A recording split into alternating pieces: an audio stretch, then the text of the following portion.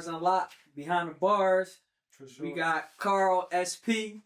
Well, Fat Carl SP, but I don't know. Do you still take on the Fat Carl name? It's my brand, bro. That's your brand? Yeah, I mean, but you can't, you working out and all that. Can you still, I said I was gonna change to Fit Carl once I get to where I want to be at. So it'll be Fit Carl instead of Fat Carl. It's a small one letter change. It ain't too, you know what I mean? Yeah, it ain't too far off.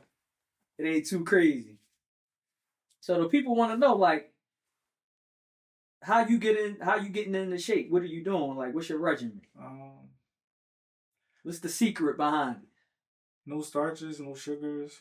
Like, I don't eat, like, I had a piece of cheesecake like 3 months ago, one piece, and before that I ain't have no sugars for 2 months before that. So, like, literally insulin resistance. I don't eat no sugars. Like, no sugars. All water and pause, but meats and fats. And that's so. Explain that to the people that don't, because there's a science behind that, right? You said no carbs. Yeah. Why no carbs? Bread, rice, all that shit turn into sugar. You know what I'm saying? When it sit on, if you don't work it off, it'll turn into sugar, and it sit on you as fat. It's stored in your body as fat. When you don't got sugar in your body, when you working out, you burning straight fat. You know what I'm saying? Your body go into ketosis and you burning straight fat. Oh, you on your shit for real, Yeah, you talking heavy. You know ketosis. You know what ketosis is? I don't fuck around. Okay, so what you doing? Like, what's your workout regimen? As far as like the exercising and all that. I was working out 6 days a week. My car in the shop, so I just got back from out of town, and then my car been in the shop. So I ain't been this week. I only went maybe twice this week because I had a run off, but I took it back. But yeah, I work out normally 6 days a week. I fast from probably 9 o'clock at night till. Oh, you do intermittent fasting? Intermittent fasting. Probably 9 o'clock at night till like 2, 3 p.m. the next day. Okay. So I don't eat breakfast and none of that stuff in the morning. It's crazy to me that people wake up first thing in the morning and they eat 1,500 calories. You know what I'm saying? First thing in the morning for breakfast. Yeah. Then they eat what you're supposed to eat throughout the whole day in one meal, in 1 second. One meal. Yeah. So my man called me up earlier today talking about they so hungry they can't even think. You know what I mean? They gotta get something to eat. You know what I mean? I try to tell them. I do intermittent fasting myself. Yeah. So I start eating at 12 o'clock and I stop like at 8. But I also, do the same thing, right. Work out, because like you said, fat is nothing but stored energy. Exactly. You see what I'm saying? If you eating all the calories and you're not doing nothing with it, you see what I'm saying? Facts, 100%. Look at my man Michael Phelps. He ate 8,000 calories a day. Look how skinny he was because he was burning it all. Yeah, the way that for some people it's just their metabolism. Some people can just eat like genetics, yeah. But my genetics ain't like that. I get fat fast. You know what I'm saying? I got skinny. I was vegan. I had lost like 100 pounds, and then like when the pandemic hit, I gained all that back plus. So it was just like I gotta get right.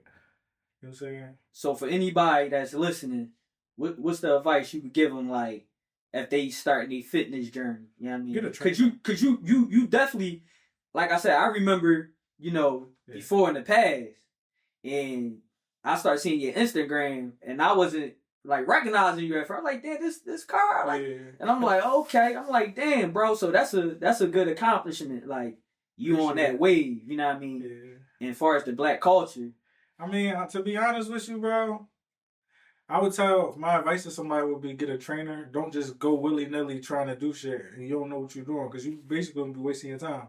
A lot of people go to the gym and don't get results fast enough because they not doing what they need to be doing. You feel me? And then get a nutritionist. You know what I'm saying?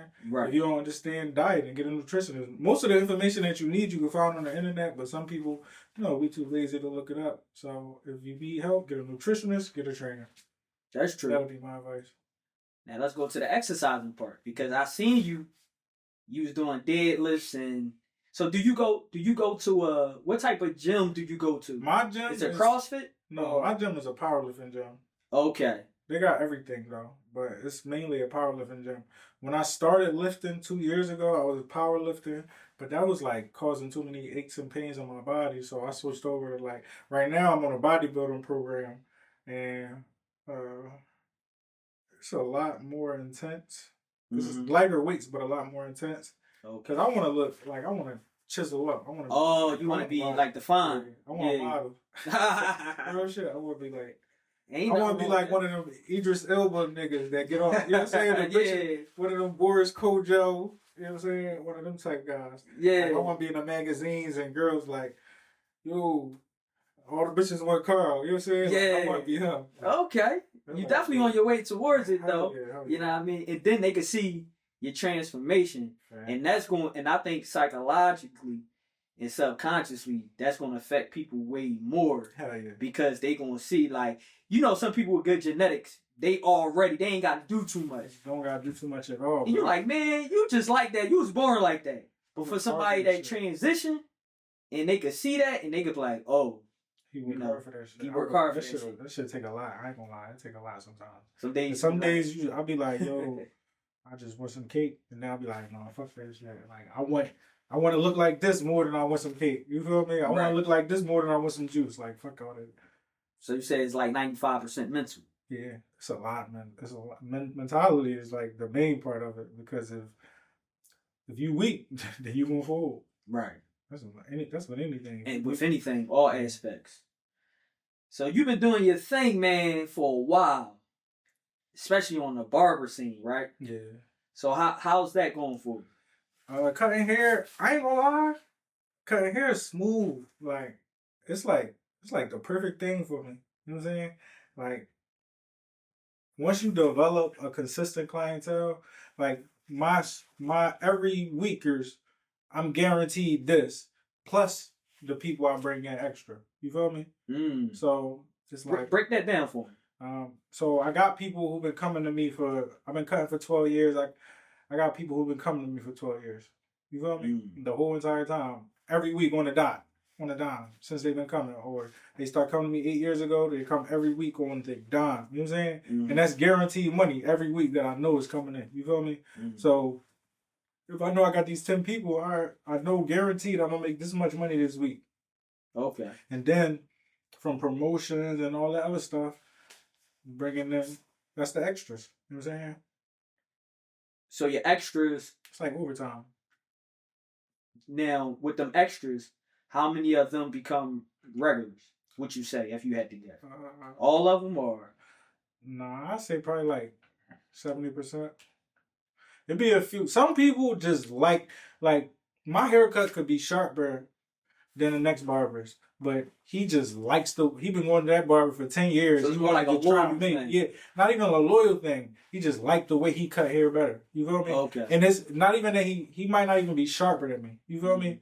But he just likes the way he cuts hair better. Or his personality, his relationship, the way they click. Personality got a lot to do with it. That's key. If a person clicked to you, some people come to me and we became like the best of friends. You feel me? Like, I might have cut a person 2 times and now we at the fucking bar kicking it. Like, it's my guy. You feel me? Right. Some people, y'all just click. And then some people is like, I don't like this dude. Like, I don't want to cut him no more. And I'm sure he felt the energy that it was off too. So he probably not going to come back just because our energies don't click. You feel me? So, yeah.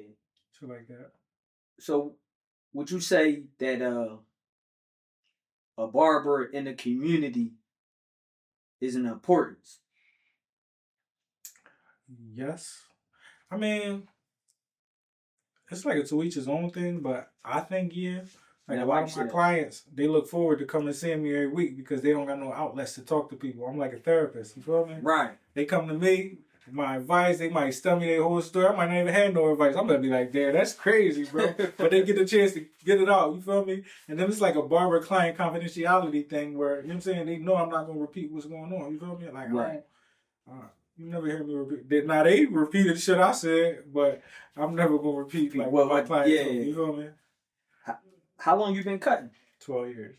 So 12 years. Out of that 12 years, you had any ups and downs in that 12 years? Hell yeah. I had. Far as like, I'm talking about far as with the cutting hair, far as with the barber situation, like you know, you might get a client that you might get into it with that's out of the extra, or when you first got it, or you first got in, you know what I mean, you wasn't seeing the money. Like when I first started, that shit was horrible. Like, I was like, I come and sit in the shop for fucking 14 hours a day and might make $10. You feel me? Like that shit was like a lot of hard work. So how you build up your clientele? Like, to be honest with you, like, cause if you was only making $10 out of 14 hours, so that's a double question. First of all, how did you stick with that? Like, man, I'm only making $10. Like, man, I'm about to do something. Because I had to make it work. You feel me? Like when I was a security guard. I worked at AutoZone. I had a couple jobs before I started cutting hair, and I got fired from both of them. And I just was like, when I took my last check, I bought some clippers. I said, this gotta work. Can't nobody firing me took my livelihood from me. You feel me? Mm-hmm. I said, can't nobody take my livelihood from me no more. You feel me? Like this has to work. I got no choice but for this to work. So regardless of what's going on, like this gotta work. And that's what I was doing. You feel me? Yeah. Like, it didn't matter that I was cut. Like if it gotta work, I gotta stand. You gotta stay in the rain in order to see the sunshine. You feel me? Yeah. No, that's definitely true. That's definitely true. So, with that being said, right? Mm-hmm. What was your interest of becoming a barber? Like, why was you? So when you was a security guard, you was like, "I'm gonna pick these clippers up." What makes you say, "Yo, I'm gonna pick these clippers up"? I needed a cut. I had a roommate at the time. I needed a cut. He needed a cut. We both ain't had no money. And okay. And I bought the clippers. That's real, right? So one day I'm sitting in the car. Me and my homies, we smoking. My man's we all smoking. And I'm like, "Yo, y'all let me cut your hair for $7?" It just came to my head smoking. And they like, yeah. I go up there, I cut them. They just said, yeah? Yeah, they just said, so yeah. They ain't never see you? I never cut. Those was my first heads ever. Wow. But I had and they trust you? They just let me cut them. That was $21 I just made. I said, I just made $21 like that. Oh, yeah, I'm doing this. Yeah. You know what I'm saying? So,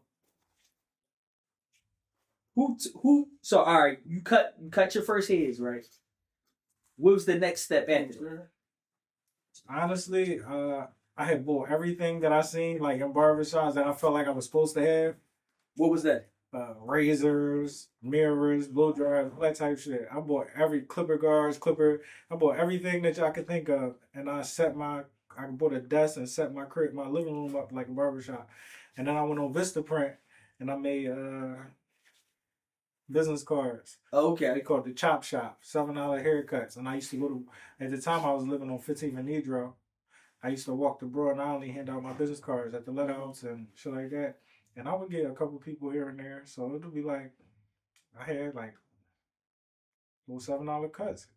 Okay. People would just come to my crib. I really didn't know what I was doing, but they paid $7. Like, what you care? You know what I'm saying? Yeah, right.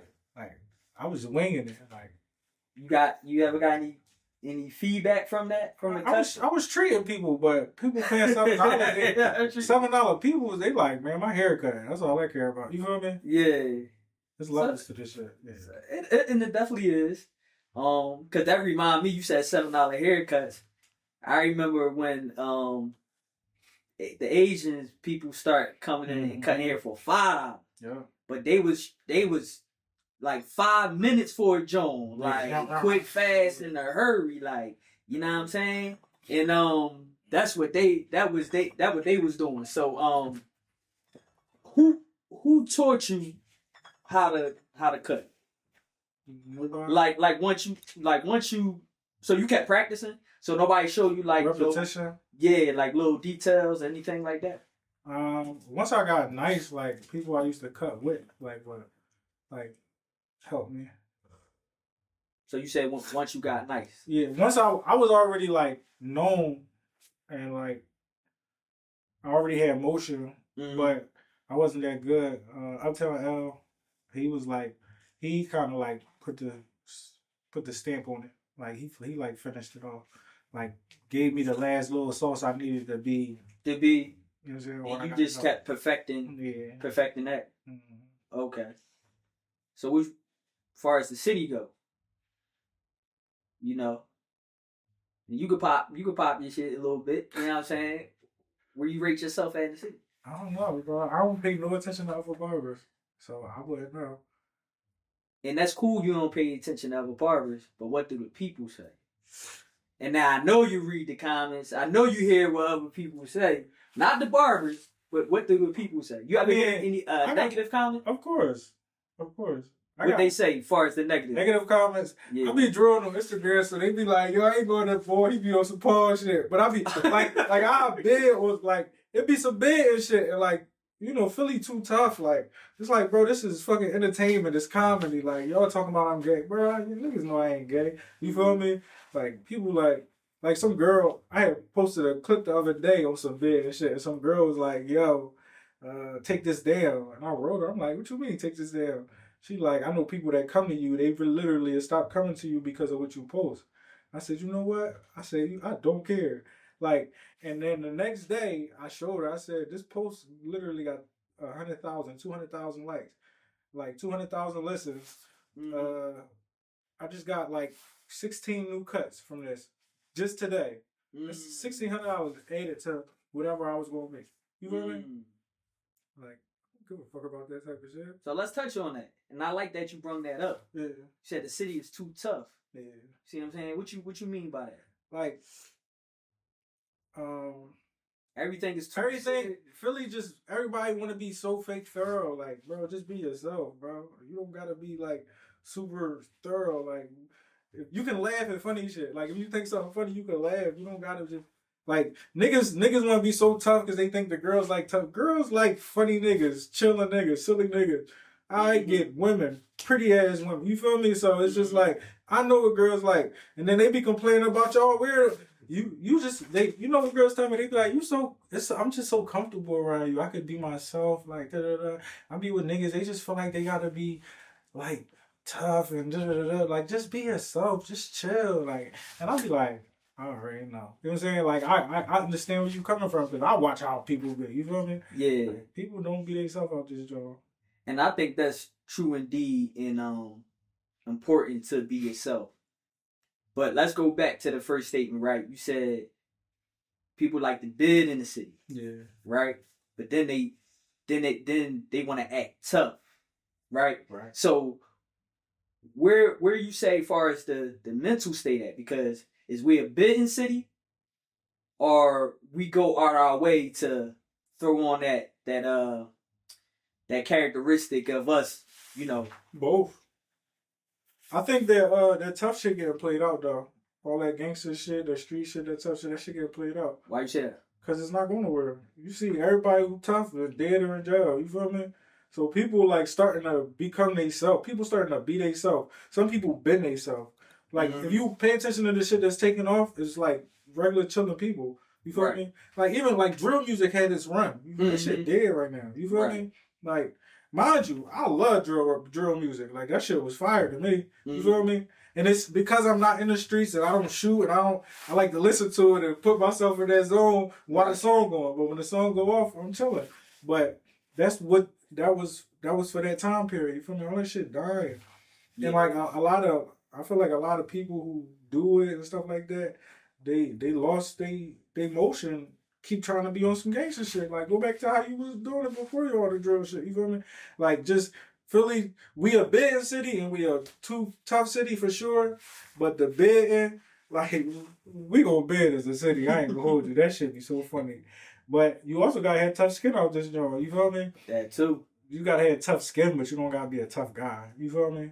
Break that down for me though. What you mean you gotta have tough skin? You gotta be able to get bidded on, like you gotta be able to handle that because the world gonna bid on you. You feel me? Like, well, look at famous people. They do one thing wrong and the whole world. The whole world. Like Philly people, they be ready to crash out with Lord shit. Niggas be like, man, that could never be me. Somebody do that to me, I'll beat them the fuck up. They be like, bro, it's not that deep, bro. You know what I'm saying? I'm gonna go home, go to bed, wake up to Mac.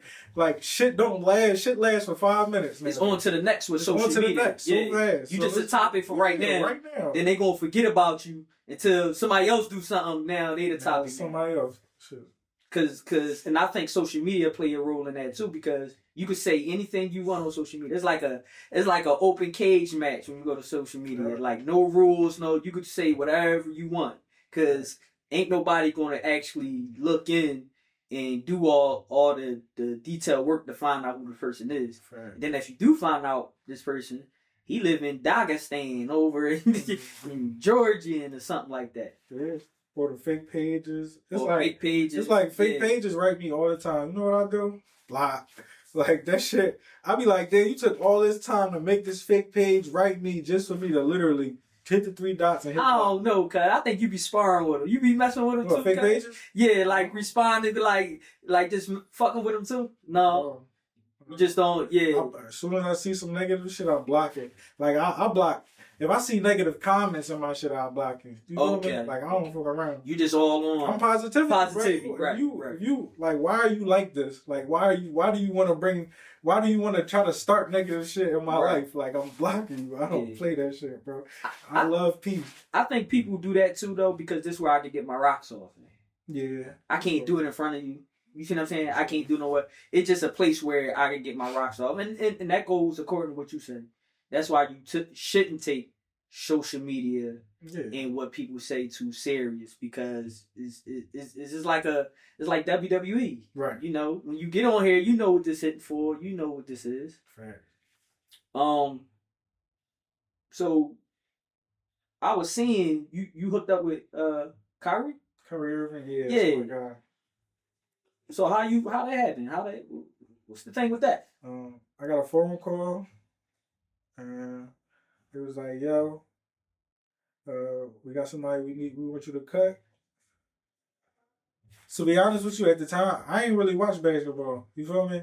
So I didn't really. You watch no ball? Huh? I never really was into sports. I am now. Okay. Like, but at the time, I wasn't really into sports. So people like, you cut Kyrie. I'm like, what's the big deal? You feel me? Uh-huh. And then I'm like, oh, this nigga really is like a superstar. You feel me? For and sure. I didn't know that.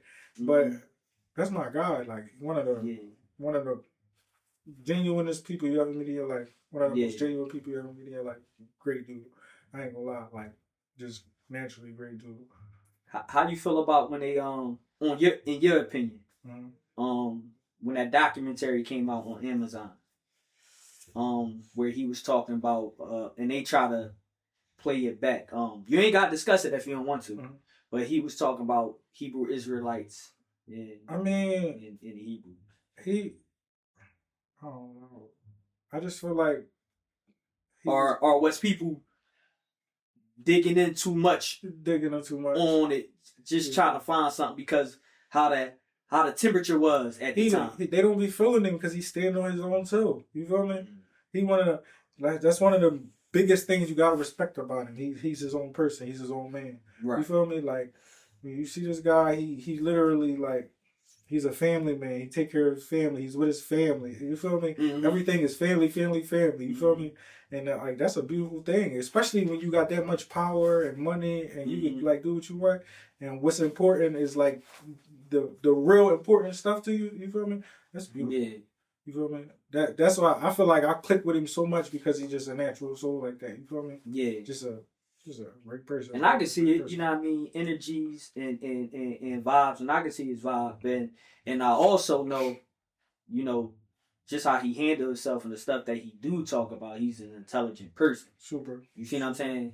And, you know, I could tell he also a revolutionist. You know what I mean? Like you said, he gonna stand up for 100%. What you think is right. You know, some people get a check and they don't say nothing. Right. Because they getting the check. I don't see him being one of those people. He gonna speak up whether, you know, right or wrong. Right. You know what I mean? So Kyrie Irving, and you cut anybody else? Right now? For I'm talking about through any time. Like that's like celebrities. Yeah. Rest in peace, PV Rock. I was cutting him. Rest in peace, PV. That was my man. Nell was his barber, but I cut him before. I used to cut Core. I cut Core for years. Okay. Meek Mill. Shout out to Meek Mill. He a good dude. I ain't gonna hold you. He changed my life. I say that all the time, but at the time when I cut him, like, celebrities wasn't as easily accessible as they are now. You feel me? Mm-hmm. And like, we was in Vegas.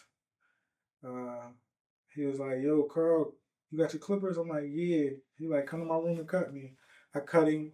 And mind you, like I said, in Philly, we be too cool, too thorough. Mm-hmm. I wasn't going to take a picture or nothing. I just was going to cut him and leave. He like, yo, Jeezy, take this picture for me. Posted that shit and like, I ain't gonna hold you. My shit never was the same. Like it never went slow again after that day. Mm-hmm. And I think with that too, just to speak on me situation too, like I said, with the internet and everything and how people it's like up in the air. Like I said, internet, social media, you can say anything, you know what I'm saying? Yeah. And they trying to give him a rough time. You see what I'm saying? Yeah. But a lot of people don't understand what he contribute to. You see, because you're not the only person I heard that said that. Right. You see what I'm saying? Off camera. You know what I mean? Mm-hmm. And I think a lot of people don't actually, well, they don't care to know. You see what I'm saying? They don't want to know. You just the bid for right now, mm-hmm. and I'm gonna keep it going. Right. But you don't actually know what he did for the city and how he's. I mean, to each his own. Like some people don't think he do enough. Some people think he do a lot. Like everybody's gonna have their opinion. Mm-hmm. But when I know you, right? When I know you personally and I met you and you did good, you did right by me. Mm-hmm. I'm standing beside you. You right? feel me? Right. So people can't talk. People try to talk that Meek Mill shit to me. I'll be like, I don't want to hear it. Or I'll let him vent, but I won't comment back. You feel me? I don't ever say nothing bad about him because he helped me. Right. You feel me? And that's my thing. He helped a lot of people. He helped a lot of people. So I think the temperature, and that's so crazy too in the city, you know, and I'm going to just say this in the city, far as people's, you know, saying this and saying that, like that goes back into the crab and the barrel mentality. Yeah. Like, why are we tearing our legends down? You see what I'm saying? And I think more people need to speak up about our legends and hold them to a higher light. I mean, nowadays you can't really expect people to respect nobody. People, especially with the younger generation, and that's the problem. Respect ain't what it was when we was coming up. You feel me? Right. So it's just like we ain't gotta argue. Don't even argue about it. You feel me? Yeah. That's the only thing I would want Meek to do is not respond to shit. You feel me? If I could tell him anything, it'd be like, bro, just don't respond to shit. Yeah. You feel me? For sure. You know what I'm saying? Because you can't beat the internet. You can't. I went through it. You can't beat the internet, bro. You can't. Feel me? No matter what, you can't beat the internet. So it's just like, just don't respond. Yeah. You feel me? Now let's take it back, right? Mm-hmm. What's your Instagram name? My Instagram, Fat Carl _SP. SP, right? For the people that don't know, and the reason why I asked you to say that, because it's self-explanatory, but for the people that don't know, where you from? I'm from Uptown. SP is Slocum and Pleasant. It's like my office out Philly. Oh, okay. I'm about to say. I tell people that. You done. I'm about to say, I'm one of them. You know what I mean? Yeah. Okay. I be telling people, I always tell people I'm from Slocum and Pleasant. I be playing around. They're going to see me from South Philly. I don't tell people I'm from South Philly. I be like, why not though? Huh? Why not? Just because it's like yeah. What part of South Philly you from? 25th Snyder. You grew up there your whole life? Born and raised. Well, my dad bought his house on Woodstock Street, the next street off of 20th Street. Mm-hmm. 20th Snyder, and then there's Woodstock. Right. I grew up on Woodstock Street, 2150 South Woodstock. I was there my entire childhood. He left South Philly in 09. Well, we left South Philly in 09. And then that's when I migrated up north, started doing my thing up there. Okay. What elementary school you went to? St. Thomas. You went to St. Thomas? From Morris, yeah. Okay. What middle school you went to? St. Thomas. St. Thomas? Yeah. So St. Thomas went from all the way up to K 8th grade? K through 8. Yeah. Okay. What high school you went to? I did a little bit in West Catholic, a little bit in Uni. Then I went to Ohio, Columbus, Ohio. That's where my mom from. And went to school out there for a little bit. And then I came back to Philly and I went to placement. I was in placement for the rest. Okay. So Columbus, Ohio, what was that experience like? It was different, bro. They were like, we was wearing Aeropostale and cargos and shell tops. They was wearing see-through Jordans and Jabot jeans and 5XTs layered with a red 4XT under a white 5X. Like, that shit was crazy. Oh, we different. We ain't gonna skip past that though. See-through Jordans? See-through Jordans. What see-through Jordans? What that? They was the mic. You ain't never see the mics that you could see. Like, you can see your socks and all that. You can see your feet. Yeah, see-through Jordans. I ain't even know they ever had see-through Jordans. Yeah, I had them when I went to Ohio. I just want to ask you. I was Ohio without. They had gangbanging out there, all types of shit. What, like Crips and Bloods? Yeah. Okay. Did you? Yeah, I was a blood. Oh yeah. But I was a kid. I ain't really know nothing. I understand that what was going on. Right. How old? Like 14, 15. 14, 15. Okay.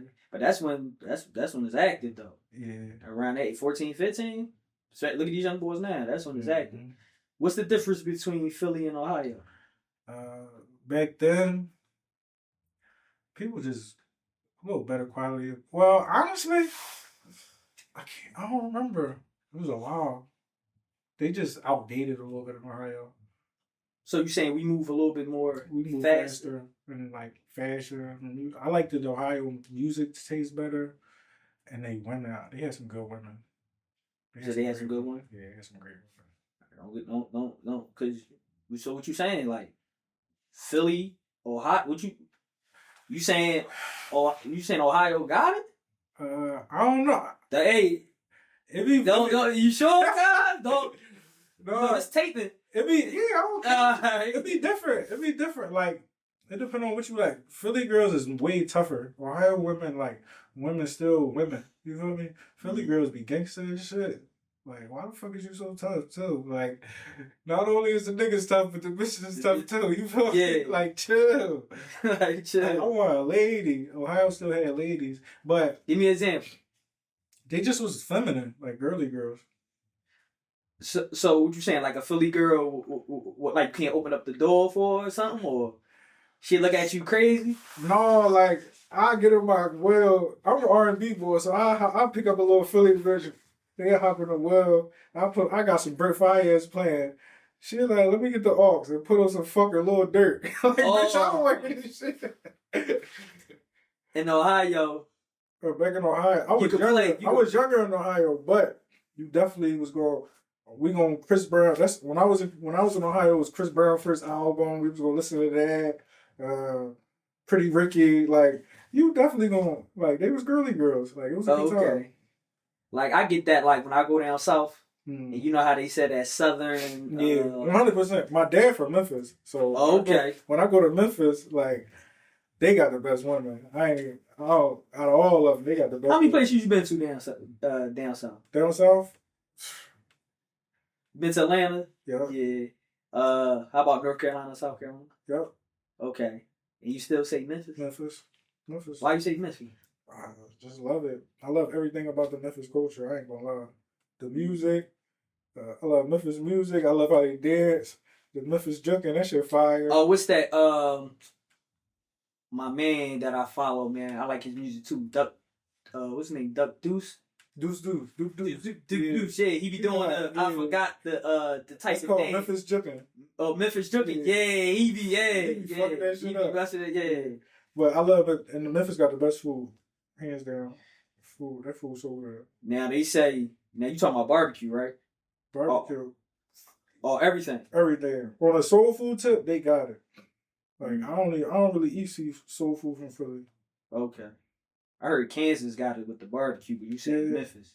Wow. I don't think I've been to Kansas. Or Houston. Or Houston, Texas. Houston was cool. Houston not one of my favorite places. I've been there. It's not one of my favorite places. Why? It's a little gritty. It's a little like dirty-ish. Oh, okay. It's just a party city. Yeah. It's some good spots though. You know what I'm saying, that I seen. But yeah, I see what you're saying. So let's bring it back to Philly. Mm-hmm. How was it growing up in South Philly? What block? Opop? No, Woodstock Street. Woodstock? Yeah. Okay. It was, for me, it was cool. We really would just go to Smith and play ball all the time. Kyrie Irving League and all that shit back in the day. What else? Walking to school, man hunt, catch a girl, freak your girl. Ding dong, you know what I'm saying? The regular shit. We used to have fun. Mm-hmm. I had my little squad, my little homies. We used to run around jumping people, all that type shit. It was cool. Yeah, so I thought it was fun. It's the only difference between me and probably somebody. My parents not from here, so I don't got no family in Philly. You feel me? Oh. My dad and my mom was. My dad was in the military. He was married to my mom. They came up when they landed in Philly. They had me, and my dad just stayed in Philly. Okay. So I don't got nobody. My cousin, nobody. I don't got no family in Philly. So if I call somebody my cousin, we just tight. You know what I'm saying? Wow. It ain't really my blood. Okay. Well, my little brothers and sisters from here now because my Right. dad had them after me. But me growing up, I ain't really had nobody in Philly. So everybody I knew in Philly was from the muscle. Like even my dad relationships and my relationships in school.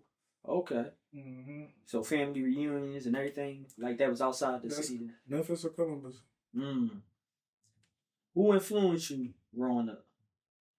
Like who you looked up to? My dad. My dad to a certain degree. But the crazy part is my dad was just too straight and narrow. Mm-hmm. So it was just like we wasn't on the same frequency. I wanted to be cool. I wanted to hang out and like run around the streets a little bit. He wasn't with that all the time. But he used to get women, and he used to get some fine ass women. So like, I always wanted to get girls like my dad. But who else influenced me growing up? When I was in placement, this guy Sahir Muhammad, he was one of the staff that worked there. He was a big influence to me. Okay. Who else? How was he a big influence to you? Like how he played a role? He just was like super thorough. He cared about us and being in the placement. Like he would play ball with us. He would just school us on like just everyday life, girl. Just you know what I'm saying. And I was hitting my teenage years, so that's somebody that I just attached to a little bit. You know. Okay. My old head Gary Hill, he was in there too with us. He was super thorough. Somebody to look up to. There's trying to think. I don't know. I kind of always like just did my own thing though. Like, okay. I'm a free spirit type dude. And that's good. You know what I mean? I think if you're not worried about how people think of you and stuff like that, you know what I'm saying? I think you go through life a little bit more stress free. You know what I'm saying? For sure, 100%. I had to cut homies off because the homies they'll like really throw you off a square. They want you to be so thorough like them, and it's just like, bro, I'm not like you. You feel me? Like, later niggas I was like tight with, and it's just like we not cool no more. And like, not even that we ain't no beef, but right. Just, I'm not hanging with you. Like hanging with you, you try to put me on this like pedestal, or I gotta be a certain type of thorough to kick it with you, and bro, I'm just not. If you don't accept me for me, I can't kick it with you. You feel me? Yeah, right. Like, bro. I'm just not on this type time. Niggas like, bro, you supposed to be my man. I'm trying to defend you and you doing this. And it's like, bro, the people I know I'm big and they know what's up. You feel me? Mm-hmm. I'm not living for you. And if you gonna have to keep bringing that shit up to me, I'm cutting you off, bro. And I don't have no problem with that shit. Right. That should be cooking me, bro. I cut a But don't it feel good though? No, it feel great. You see what I'm saying? Like I don't live by nobody's standards, bro. Yeah. You feel me? I just do me. And that's what's up, man. That's definitely what's up. Mm-hmm. I see you around some of the chasers. Yeah. Right? What's the connection? Honestly, we all from the same neighborhood. Like we all grew up together kinda. What's the neighborhood?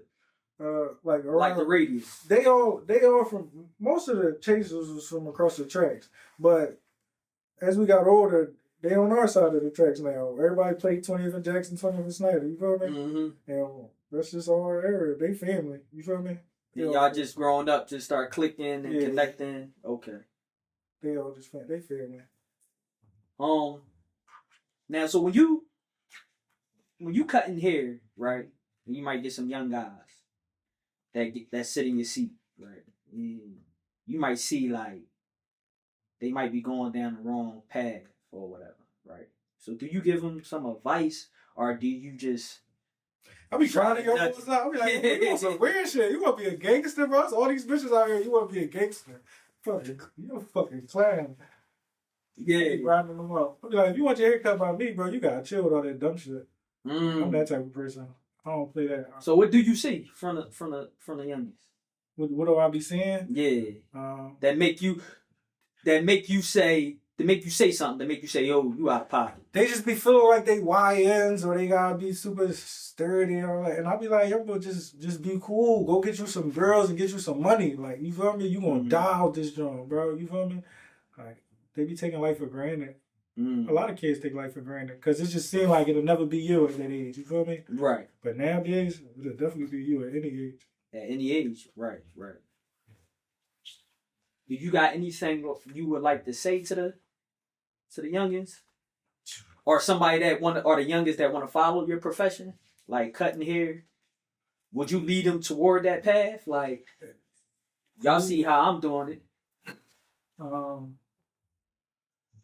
They gotta be ready. They gotta be willing to be consistent. You feel me? Because this shit don't happen overnight. You know what I'm saying? Like I didn't take off till 2015 and I started in 2012. You feel me? So that's 3 years where I struggled. Right. You know what I'm saying? Bad. Like I'm talking about struggle. You feel me? Jumping from house to house, homie crib to homie crib, all types of shit. So that shit take time. If anything worth having is worth waiting for and grinding for. You feel me? Right. That would be my advice to the youngest. Work hard for it. If it was easy, everybody be doing it, right? Doing it 100%. Everybody, people be like, people hear about how much I make sometimes. Like, if you know how much I charge, they'll be like, damn, I'm about to start cutting hair. I just see, like, my clients are sitting there and watch how many people I cut. Be like, I'm about to start cutting hair. You just made this. I be like, bro, it's not that easy. You're not going to see it. But especially as an adult. At the time, I didn't have nothing to look forward to. You feel me? Right. If I was 25 with kids at the time, I would have never started cutting hair. You feel me? Because I would have had to be focused on other shit. I didn't have no kids. I didn't have nothing to look forward to. You feel me? Right. I had no kids. I didn't have nothing. So it was just like, I'm going to put my everything into this. Do you got a young guy under the wing? You showing some ropes too? Like, do you got like a protege? No. Would you have one? If somebody come up to you and they really serious about it? Yeah, but those people don't be serious. Like, I recognize bullshit fast. So it'd be like, cuz not on there, I'm cool. You feel me? Like, I'm not about to waste my time trying to help you. So you did have people approach you trying to... Yeah. But they wasn't... You could tell, like, no, you ain't on that type time. Niggas don't be on what I'm on. So it'd be like, I don't even feel like wasting my time, bro.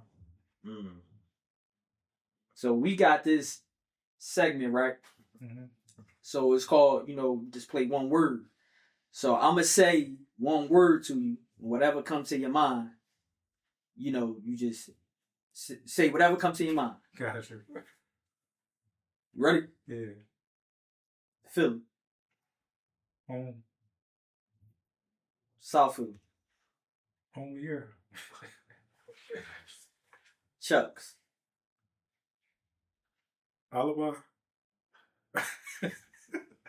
Oh, you taking water ice? See, he said from the P. I said, yo, let me say Chucks. Cuz still in Columbus, though. We cool, though. Cuz from Chucks, my man, too, though. Would there be in the window? Yeah. Take care of me. He'd be mad to see this shit. My bad. Yeah. Damn. The gallery. Chick-fil-A. Fades. Temple. Yourself. Him. The future. Prosperous. Motivation. Everything around me. I like that. That's tough. I like that one. All right, so Carl, yes, sir. You on Bars Unlocked, Behind the Bars, and I appreciate you for coming. Yes, sir. You gonna come back, right? Yes, sir. You know what I mean? Talk about some other things, see where you going, and some other things like that. But I definitely like your energy, though. Thank you. You know what I'm saying? And just protect yourself. You know what I'm saying? Everything like that, because once we put this out and the Philly females want to see this and see what you said, you know what I mean? You just got. It's like, all right. This is Bars Unlocked, Behind the Bars. Appreciate you, cuz. No doubt.